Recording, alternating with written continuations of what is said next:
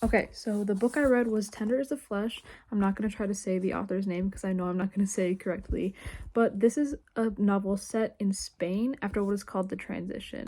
So the transition occurs because there's a virus that wipes out the entire animal race, excluding birds for some reason. And this causes humans to have to lead to eating other humans. So, in other words, it legalizes cannibalism. So the novel follows a man named Marcos, who is the right-hand man of the owner of the most successful and well-known meat processing plant. So we follow his job's journey through going to different companies, such as a butcher shop, breeding center, and a game reserve, and we get in-depth descriptions of how each company runs.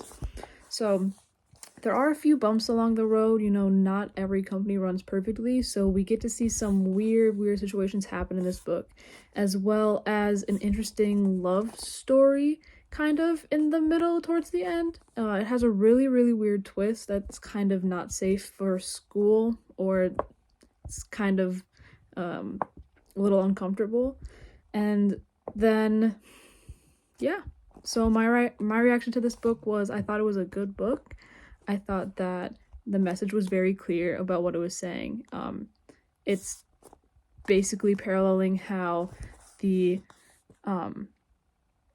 meat processing process that we have across the entire world is wrong. Like, if we would do this to animals, why could we not do it to humans? It's an ethical reasoning.